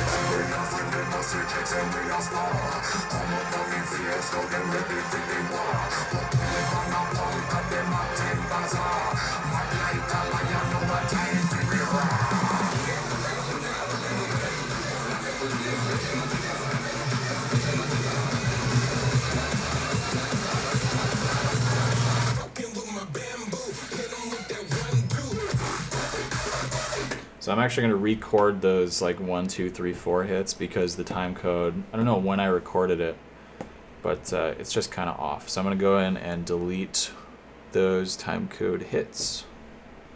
Go in, hit record.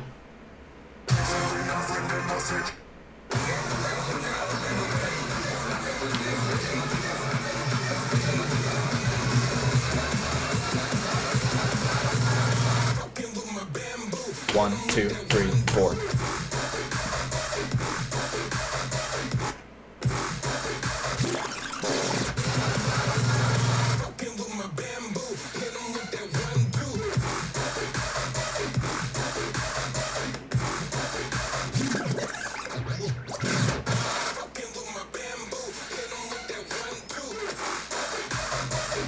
Okay, I've made a revelation by doing cutting the bass out. It actually only hits 3 times.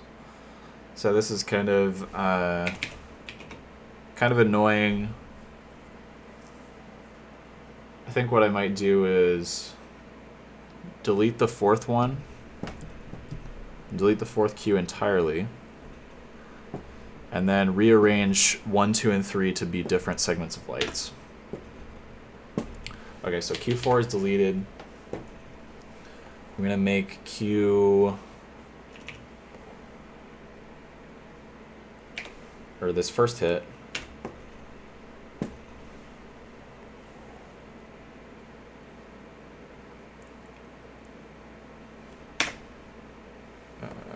the second hit, the lower half. Okay, so now it'll be, and then I need to do the drum fill. Dun dun dun dun. So 1, 2, 3, 4. I think what I want to do for that is blinder hits, but I'm not quite sure.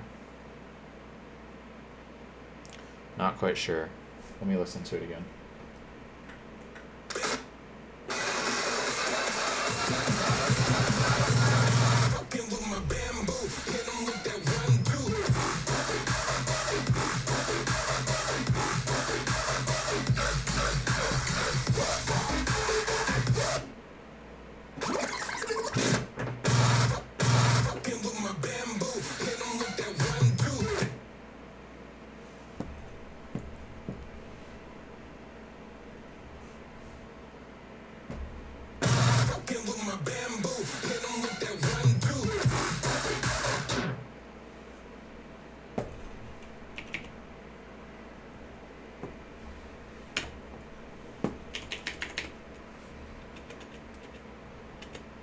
Wah, wah. Boom, boom. Okay, I think I know what I'm going to do. It'll require me making a new set of hits on these keys. Or I can do it. It doesn't really matter. As long as it's on page 41, it'll all flow together with how I program everything.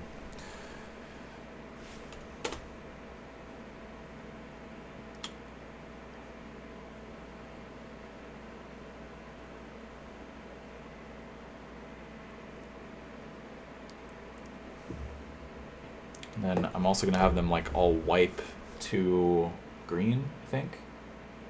Yeah. So we'll go bam, bam, bam, green.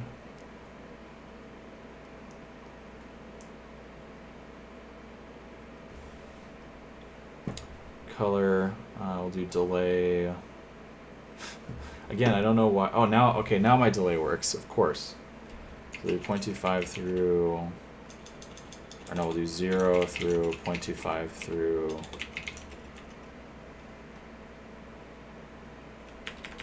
no, 0 through 0.4. Yeah. And then we'll do like a fade of 0.2. No, 0.1.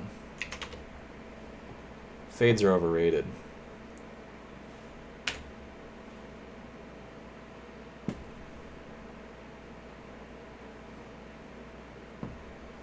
And the focus right now, the zoom is wide.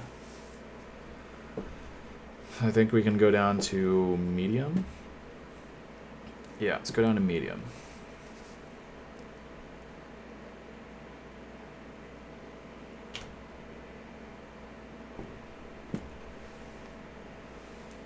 And then we'll also do the delay. Still doesn't work. It's so stupid. So I don't know why it doesn't work sometimes.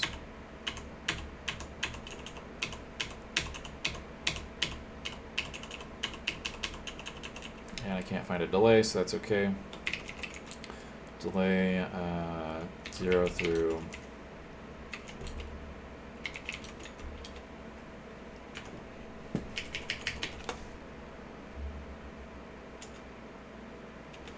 so you see how it like wipes in. I say wipe a lot.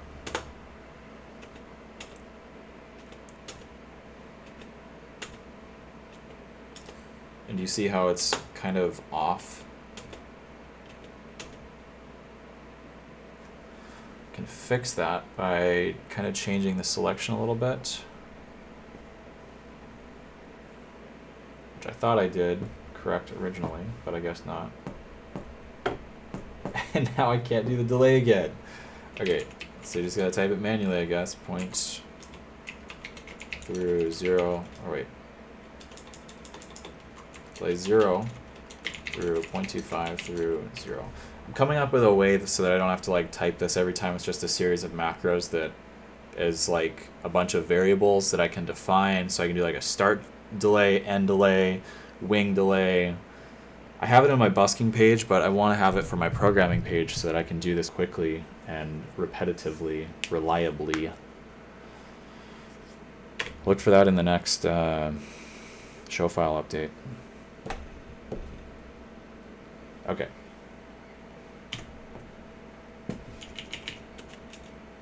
So that's a little better. So yeah, it's more symmetric now.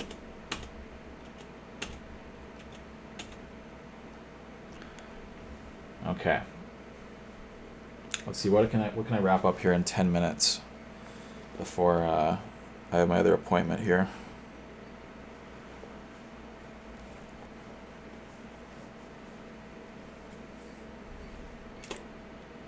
So I'm kind of tempted to, after this finishes its little wipe delay thing,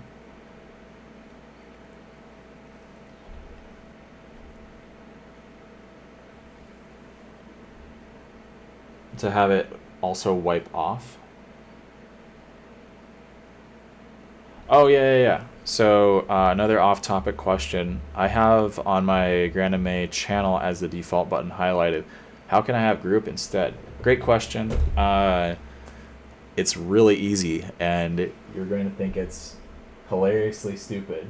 But all you have to do is hit fixture, please, or group, please. And then that becomes your new default keyword. You can do this with any object. Okay?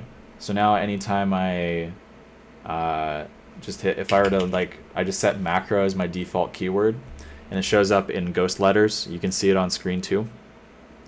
It only refers to your first input of numbers after that. So, yeah, pretty cool. I usually have it as fixture or group. It just depends. It's just a quick way of saving really common keystrokes. That's how you change your default keyword.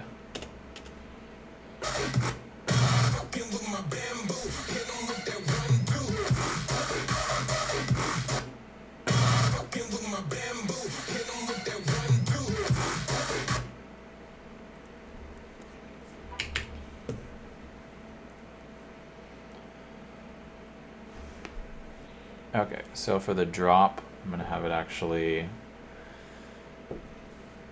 go super narrow and then fan out again.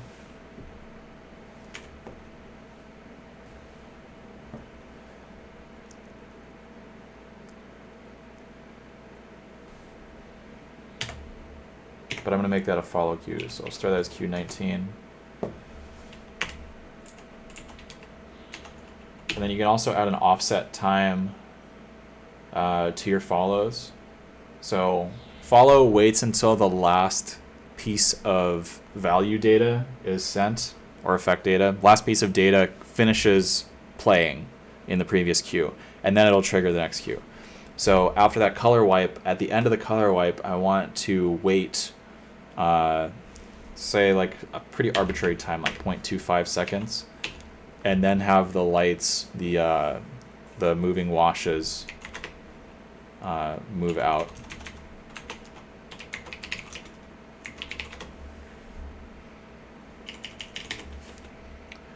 So how it'll look now is they'll wipe quarter second and then out. And then I'm also going to do the same delay thing again.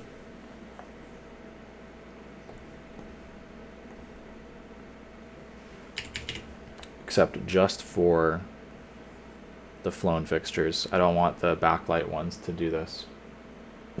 So position, we'll go delay. Again, my delay button's not working. I don't know why it won't let me do the encoder click for delay, but it'll do it for everything else. Delay.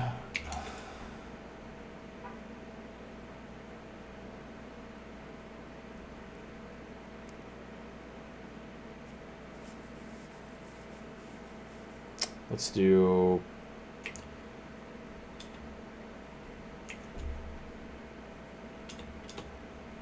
0 through 0.25 through 0. And now if I change this delay to a negative, or the follow to a negative time, it'll actually start the queue before the last queue ends.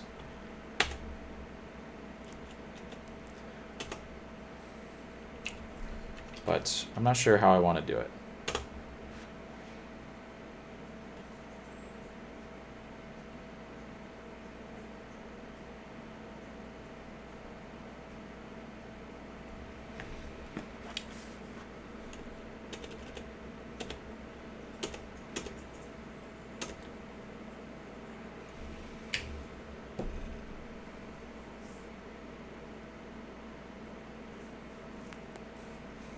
Okay, so for this section, I'm going to have the JDC blinders come into play, and I'm just going to make a couple hit buttons here. This part's super easy. Let's put them at full, store 1, full store 2, full store 3.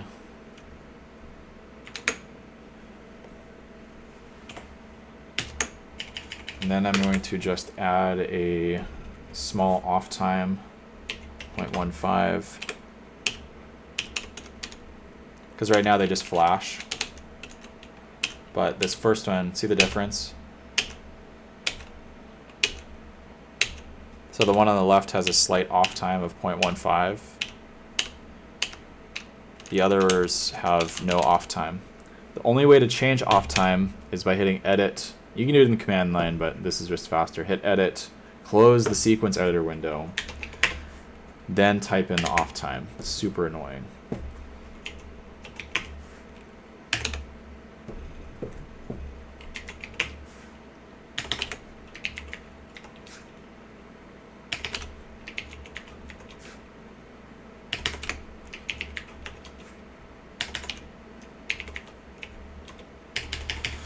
So now it'll go boom, boom, boom, boom, like that.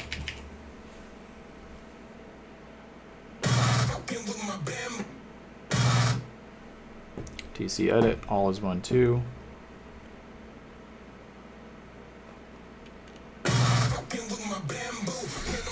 Boom, boom, boom, boom.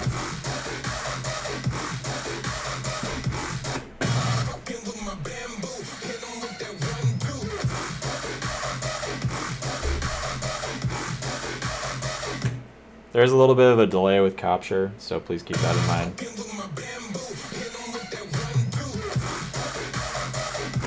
And I think I'm going to remove that delay move. I don't like it anymore. We're going to keep it like that and then do something else with those lights. But I'll keep the cue there just in case I do decide that I want to bring it back. I just removed everything from the queue. So it still exists.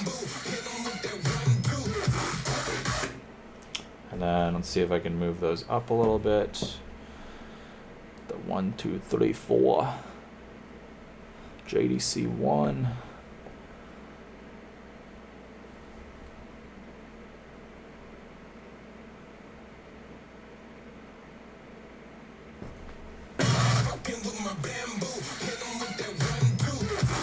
There we go. So for big kind of like bassy hits, I try not to do anything that's like super quick and snappy, obviously, because bass drum by its nature is vibrating a lot slower. It's just more of a big boomier sound. So I don't want any like really sharp effects or anything like that. And I decided to use the JDC tube cells for that because, I mean, I could use the strobe and use the duration, but then I'm screwing around with using the duration channel. And it's just easier for me to use the tube part because a lot of times, even if I don't have JDCs on the rig, I'll just use the JDCs as, or use the house rig blinders as JDCs. So I'll just clone that.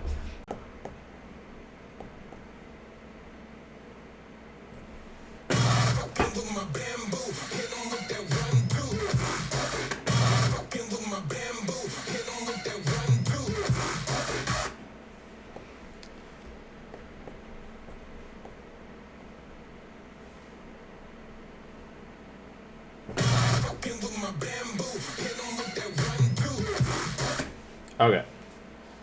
Not receiving any data from my stream. I don't believe you, YouTube. No data. It says no data, but I'm streaming it. I can see that I'm streaming. It's very crazy. Anyways, okay, we got through the first 30 seconds of this track. Like I said, it usually takes me 4 to 6 hours to do a track, and we're on pace to do that. I may do another little recording after I go to my appointment here. And yeah. Thank you for watching. I appreciate you guys supporting me. It really means a lot. And hopefully I can do more stuff like this, even though I'm facing away from the microphone. I'm going to get some more stuff, equipment set up for doing this properly. And I hope that we can make this a more regular thing, and then maybe do some normal streams like YouTube stuff, but the Patreon stuff's cool as well. I'm not sure why it keeps kind of randomly dropping out on the YouTube side of things, but yeah, regardless, thank you guys for watching. Appreciate you, everyone who tuned in and helped me troubleshoot things. Hope everything was acceptable, and if you have any questions or ideas about things that are confusing that you'd like me to go over, leave it down below in the comments, or send me a message. I definitely read all my Patreon messages, and if you ask me a question there, I try to get back to you within 24 hours, if not sooner. And yeah, thanks guys. I'll see you in the next live stream. Yeah, bye-bye.